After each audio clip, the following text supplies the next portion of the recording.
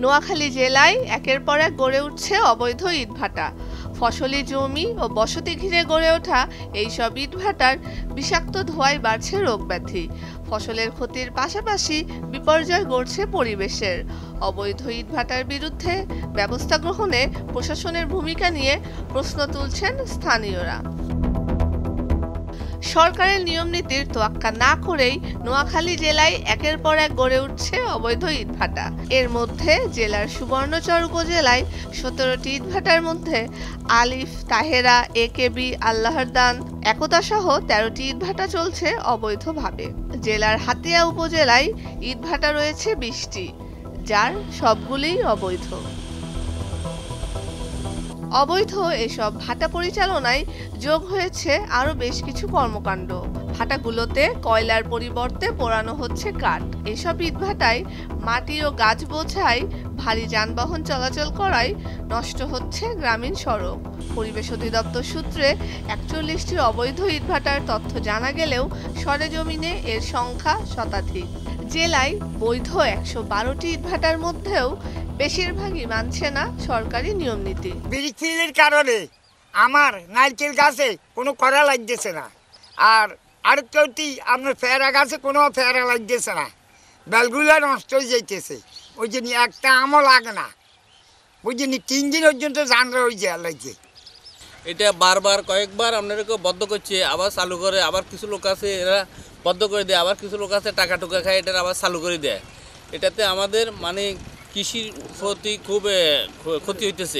আপনার ক্ষতি হইতেছে ছেলে মেয়েদের, আপনার বিভিন্ন রোগ, শ্বাস প্রশ্বাস নিতে মানে আবহাওয়ার কারণে আপনার ধুলাবালিতে এটা ক্ষয়ক্ষতি হইতেছে। সুবর্ণচরের চরজব্বর ইউনিয়নের মেসার্স আলিফ ব্রিক্স, তাহেরা ব্রিক্স ও একে ব্রিক্সে গেলে তাদের ভাটা অবৈধভাবে চলছে বলে স্বীকার করেন তারা।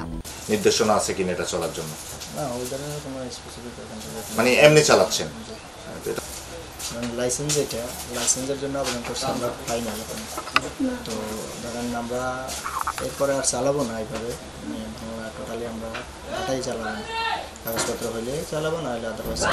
অবৈধ ইটভাটার বিরুদ্ধে সরকারের কঠোর হুঁশিয়ারি থাকলেও অজানা কারণে নিশ্চুপ রয়েছেন নোয়াখালীর পরিবেশ অধিদপ্তর।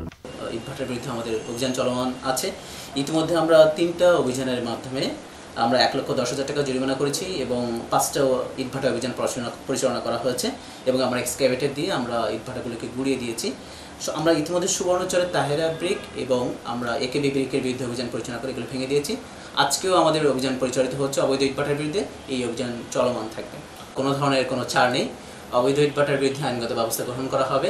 পরিবেশ অধিদপ্তর ও বন বিভাগের সঙ্গে কথা বলে অবৈধ ইটভাটার বিরুদ্ধে ব্যবস্থা গ্রহণের পরিকল্পনার কথা জানালেন সুবর্ণচর উপজেলা নির্বাহী অফিসার।